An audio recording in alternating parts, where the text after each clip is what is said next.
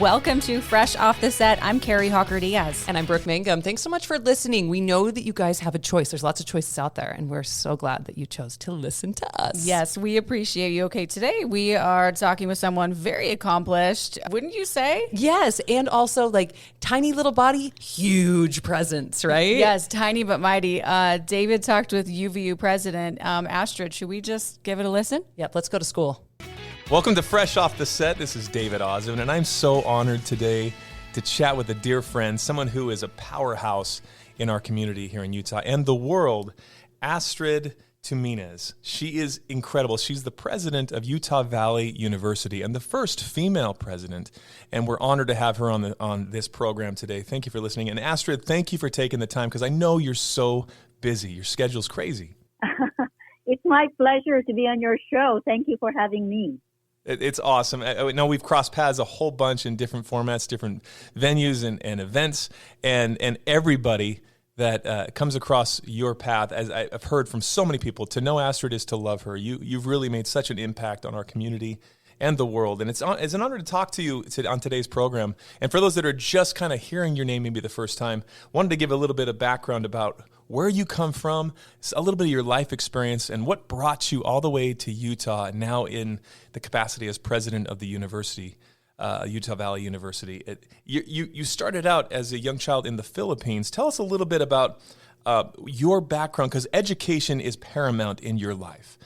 Growing up in the Philippines, Absolutely. Were there certain subjects in school, like teachers, that made a lasting impression? What was it that drew you to the education world? So I was born in a farming village called Pali in the province of Iloilo in the Philippines. And then I was raised from the ages of 2 to 14 in the slums of Iloilo City. I literally lived in a hut made of bamboo and nipa grass in the sea. So it was when it was high tide, the house was literally in the sea. No way. And education, way. Yes, way. So, I had 6 siblings, so 7 of us living in this hut with no electricity, no running water, no books, no television or radio, no technology of any kind. And what really changed the trajectory of my life was education. When I was 5 years old, nuns from an order called the Daughters of Charity were doing service work in the slums and found my family and gave us an opportunity to go to school for free in their convent school. And I was a very staunch Catholic at the time. And I was not literate. I didn't know numbers or letters. And my favorite subject really was reading from the very beginning. Reading was magical in 100 different ways because I realized that there was a world that I could understand, a world of imagination, plants, animals, romance novels, detective novels. And I read everything. I remember hearing you share a little bit years ago. You made an impression on me. I think you said Dr. Seuss and Nancy Drew and the Hardy Boys, but then the romance novels, like really having this new world of being literate just opened up your mind and your heart to so many cool new ideas. Yes, and I think what it is every human being has imagination. But if the imagination isn't fed, it kind of grows stagnant. And so reading was really just a discovery that I loved words, that I loved poetry. I remember my freshman year of high school, we had to copy the love song of J. Alfred Prufrock, a gigantic long poem by T.S. Eliot. And we had no copy machines. The school was not like an American school, right? Even though it was a very good school. We had to copy that poem by hand, and I think it changed my life. To this day, I can recite a good chunk of that poem. That's wonderful. And you love words, this education. And in your life, you have lived so many places. To go from that little village in the Philippines to the convent where the nuns brought you in, educated you, and then ultimately coming over to the United States at a young age, that must have presented some crazy challenges. Had to have. So what were some of the biggest adjustments that you had to make those experiences that influenced your life on education and the opportunities that came along? Yes, so I moved to the United States when I was 18 years old to attend Brigham Young University after I'd already had 3 semesters of college at the University of the Philippines. So that transition in many ways is extremely exciting because it felt to me like the entire world had opened by bringing me to the United States. And for the first time in my life, just to have running water. I lived with my sister in Orem, and she was married, and there was carpet on her floor. Her apartment, now in hindsight, was not very nice at all. But to me, it was like the doors of heaven had opened because there was running water. I had a bed for the first time in my life. Unreal. I could shower whenever I wanted for the first time in my life. Of course, I was homesick for the Philippines, but the homesickness was really very manageable because of this excitement of living a life where, there was food and electricity and water, and it just felt so incredibly luxurious. And I didn't understand why not all BYU students were straight A students, given that they had electricity and lighting, I just couldn't understand it. They should all be straight A students. The perspective you must have, like, well, yeah, just what are you complaining about? You know how blessed you are, like those first world problems we talk about. Incredible. Like, my goodness, what a great perspective and angle that you have. You one of 7 kids, I understand, is that what you said? Big family growing in the Philippines. Did 7, any of your and siblings? Eventually an 8th. Oh, there's 8. Sorry, yeah, I have a half brother and a half sister, so I have 9 siblings total. Have mercy. Sounds like the Osmond family. I got a whole bunch of siblings as well. But I grew up with a 6. Never a dull moment, right? Did any of your siblings, were they able to follow suit, have those opportunities? Did they follow education route as well? All of my siblings, except for one, have a college degree, and the one that doesn't have a college degree is arguably the most creative of my siblings. If you see me wearing a fancy gown, she made that gown. No way. That's so great. Yeah. So she's the most creative. The rest of us had to go to college, but I'm the only one who went all the way. In part because my opportunities were different. Yeah. I came to the United States as an 18-year-old, got a scholarship to Harvard, got a scholarship to MIT. So I went all the way with my master's and PhD.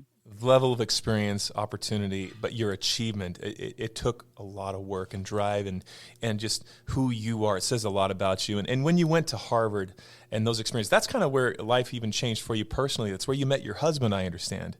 Is that correct? Absolutely, yes. I was a resident tutor at Mather House, and Jeffrey Tolk, my husband, was a senior there. And you're not allowed to date seniors, but he was graduating, went to Harvard Law School. So yes, I met my husband there, and it opened a different America to me. Yeah. I honestly went through severe cultural kind of discombobulation because I thought America was Utah.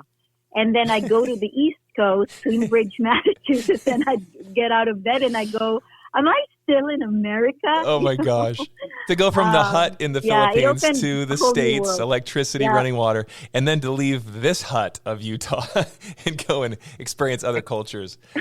Your story, incredible. The experiences you've had are just so cool and fascinating. I love that you get the opportunity and have the platform to come on places like our show, but also to represent an entire university. You have such a great perspective, but also you're just a real person. I know that in your spare time, I understand you love running and you love dancing and traveling. Like what hobbies do you have apart from education? Because that's your life. But if you have just a free day to just say chill, what does Astrid do? So the most important thing I do as a hobby is probably reading. At any given moment, I'm probably reading 20 books. Wow. I finish almost all of them. So just reading. So currently, for example, last night I just finished a graphic novel about basketball, and I just finished a play by Martin McDonagh, the Irish playwright. Brutal play. I've seen some of his plays on Broadway. Brutal. But so I'm reading a lot. Running, I started late in life. I was 44 years old 45 when I started running, and then I've run 1 marathon and 10 half marathons at this point. Dancing, I just dance, as they say, like nobody's looking. I just find dancing, flailing my arms. The dance I mentioned earlier with Ryan DeLello, that was the first time I'd ever done that kind of dance. Oh, really? Right, where awesome. You have a partner. And I understand. I've never done it. You have to look good. You mentioned dance like nobody's watching, but I understand you dancing was actually one of the reasons why your husband took notice, he was watching. Is that kind of where the connection was? I heard a little bit of a background where you got. So he's like, what "Who is happened this was- girl? Who's at Harvard dancing and having fun?" Yeah, Is that right?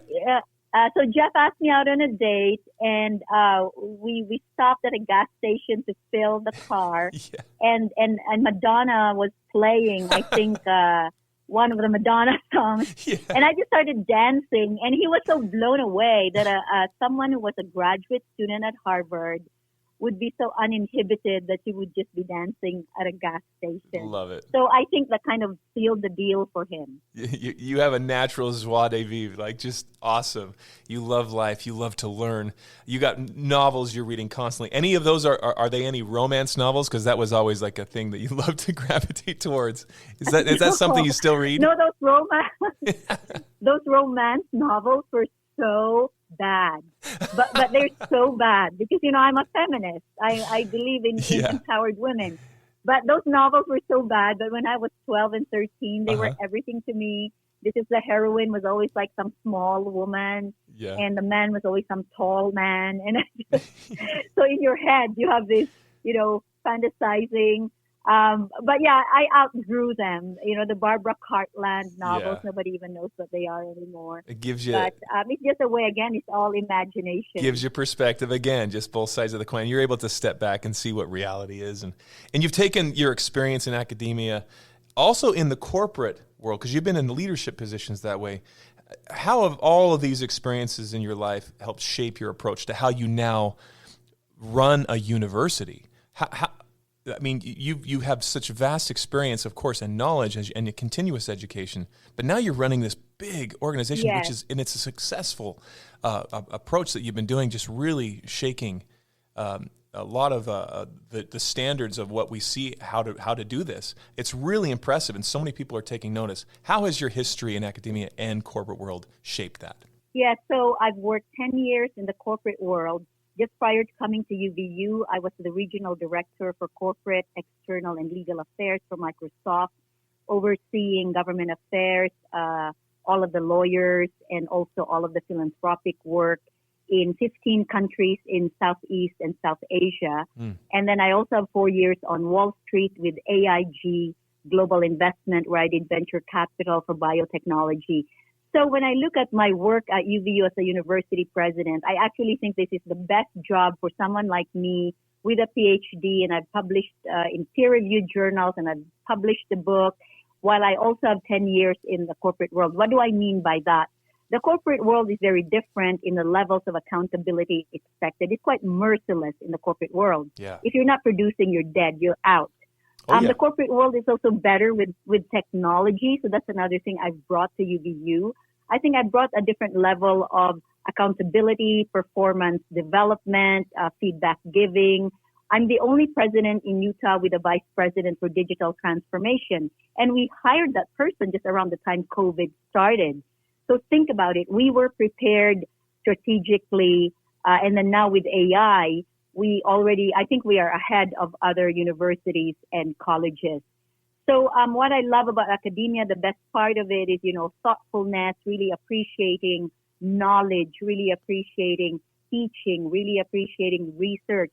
And so to combine the carefulness of the academic world, the historical tradition, with a more agile, technologically advanced, and more accountable practices, the bottom line of the corporate world, I think that combination has really proven to be quite helpful here at UVU. We have 44,653 students who depend on us. Our resources are meager, and we have to do more with less.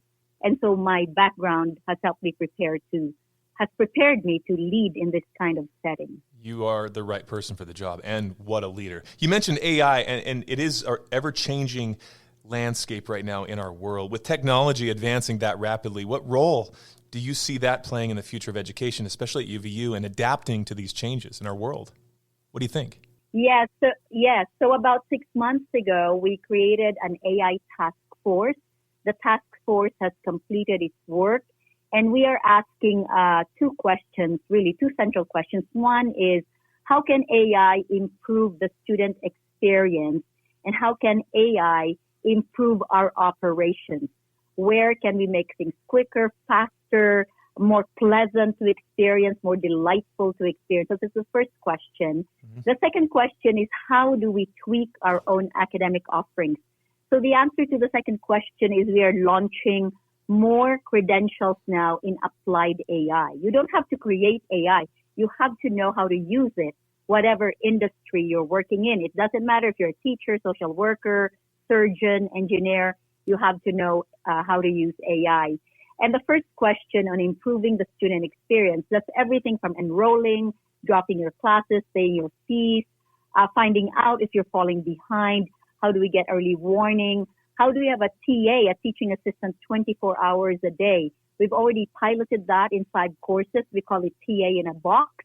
So it works 24/7. You cannot ask it out on a date because it's AI, but it can do so many things for you. Yeah. And what we plan to do is launch that TA in a box in our 30 most enrolled courses at UVU. Very cool. Amazing.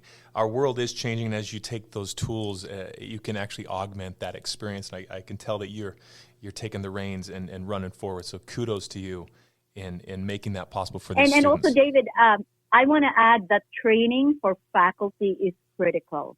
Okay. If your faculty doesn't understand how to use something, or they're afraid to use something, they won't use it. I have 2 paintings hanging in my office by one of our professors, Brandon Truscott, and he made these 2 paintings using AI, and it took more than 100 iterations to get every single aspect, detail on this painting perfect. So that you need your faculty absolutely involved. Takes a village to make it happen, and everybody has to play their part. And you create that culture. It starts at the top, and everyone has to collaborate together. And that's kind of been a recurring theme of your career, is collaboration. How do you go about at UVU to make that the norm in the culture? So to make that the norm, I think I started with core values in 2018 when I was a very new president. And we defined those values as 3 things: exceptional care, exceptional accountability, and exceptional results. We have to care for each other. We have to care for the mission. But caring is never enough. You have to expect accountability. You have to have hard conversations. And then exceptional results. Great results happen when you connect the dots, when you collaborate, when you know that the sum of the parts, the whole, is greater than just every individual part. So it's still a work in progress, but at UVU, we point out, who needs to connect with whom for great things to happen. And a lot of the really good work is interdisciplinary, or it will involve advancement in academic affairs. And there are many examples of that happening on campus. So yes, it really begins with values. Then you find the people and create the culture that will create the operations that will make those values real in how you do things, what you measure, and, what you get done at the end of the day. Yeah. I can tell, Astrid, that you just absolutely love what you do. You're doing what you love what you do. You light up a room when you come into it. And when we talk about the university, I can see your eyes light up. What is it for you that is your favorite part of the job of being president of Utah Valley University? That's an easy one to answer. My absolute favorite is being with students. So that's the reason I do things with them. I show up for the arts. I show up for a ton of athletics. I walk around with my pom-poms. Yeah, I give out candy on the first day of school. I attend their parties. I just play dodgeball at the end of the year in the dark with glow-in-the-dark lighting. Oh, my gosh. Did you dominate? I bet you're amazing. Yeah, we won the first round, and then I danced with them here in the courtyard till past midnight. I love being with students. I just feel that they are truly the future without exaggerating. They are the future, and the experiences we can give them here at UVU will shape them into the adults that they become for the rest of their lives. Cool. When you stepped into this role as president of Utah Valley University, was there something that just totally surprised you or was unexpected that took you by surprise? Yes, I was very surprised at how many people were afraid for me and nervous for me and kept warning me about the large shoes that I had to fill. Yeah. That was only true in the first 3 to 6 months. I think people were not used to seeing a little, a short, tiny woman with black hair just take command of a room or actually get things done. Yes, ma'am. And I just got a lot of that from donors, leaders, even one student who walked up to me after a basketball game and said, I never thought someone who looked like you could have power. And then I suddenly realized that this was more than a job. I mean, this was hugely symbolic for everybody who never imagined themselves being successful or having power. You are making new paths, carving new things, inspiring a new generation. It's so cool. And the Utah Valley University is truly a great place to be. What do you think the best thing is about UVU, and why should future students consider it as if they're looking at enrolling? Yes, the best thing about UVU is the invitation that we send out, which is come as you are. UVU is a place for you. We're open admission, so anybody of any age, of any background, we don't judge you. You could come here. Secondly, we support you. We have a surround sound system. If you need food, we have the food pantry. We have math tutoring. We have the reading, and writing lab. We have an army of advisors. So we provide support. We accept you, but don't leave you to sink or swim. We support you. And third and finally, we are very ambitious and achieve great results. Completion has gone up 10% in the last 5 years. We have built 4 new buildings and have a brand new house museum.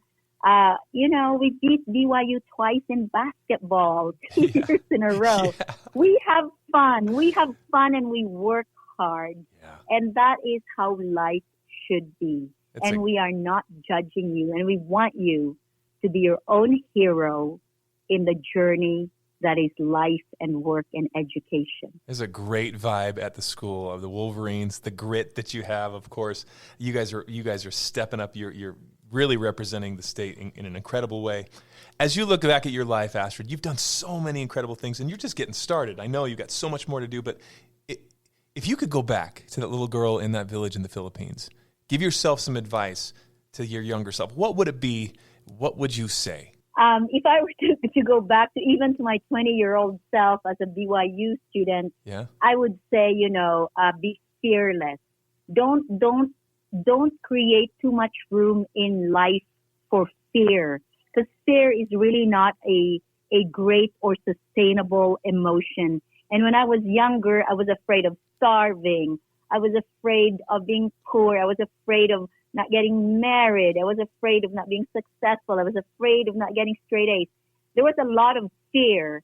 Whereas I think if you set that aside and you just say, I believe in myself, I believe in what I'm capable of doing right here, right now. I can just breathe in peace and just do this. And, whatever the outcome, nothing is ever the end. So less fear, more, pat yourself on the back. You made it through a day, another day. Pat yourself on the back and say, hurrah, hurrah, tomorrow I'll start again. Amen. Oh my gosh, I got goosebumps. I have a ring. It says endure to the end. I changed it so that I can live it. Endure to the end of the day. Just keep going, right? Just keep pushing. You are a walking inspiration. You read so much. You have things on your walls like you talked about. Do you have like an inner motto, a mantra, piece of wisdom that you tell yourself all the time that you would live by or you want to impart to those that are listening? There are 2 things that, I've said to myself almost daily for years now. One is no mud, no lotus. And that's very Buddhist. No mud, no lotus. The lotus comes from mud. So it comes from the difficult things, the struggles, our moments of doubt. So that's one thing that I say to myself almost every day. And then Another mantra. I mean, this is a bit longer, but I remind myself that I'm of the nature to grow old. I'm of the nature to get sick. I'm of the nature to die. So there's nothing to be afraid of. I started doing that, like 20 years ago, and it keeps me honest at the end of the day. It really does keep me honest. I'm going to grow old. I'm going to get sick. I'm going to die. So just look at that. Every moment is an incredible moment. And I have to, love it, be grateful for it. and do my best. And no mud, no lotus. Lotus is going to come out of every difficult thing. I love that. I thought you were also going to quote the T.S. Eliot big poem that you still have memorized. That might be something to go on. I do. That's amazing. Let us go then, you and I. It begins with that. When the evening is spread out against the sky, like a patient eats a rice upon a table. It goes on and on. Oh, that's beautiful. You are such a joy to talk to, Astrid. It's such a pleasure to know you, to watch you and see how you're inspiring new generations of kids that are up and coming. That you're the butterfly effect right here in front of us. We're so grateful. But before we wrap up and maybe say goodbye on this, is there anything at UVU, like an upcoming event or a project, that you're particularly excited about that you'd love to mention? Anything coming up? Yes, on September 28th, we will have our Presidential Scholarship Ball.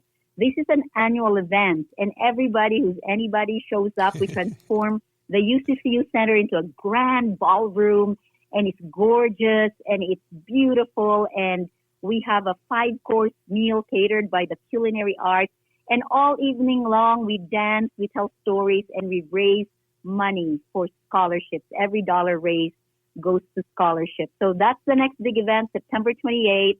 Please buy your tickets if you haven't done so already. Everybody who's anybody is going to be there, like you said. And you might even be there with Ryan Derillo dancing. So you never know what's going to happen.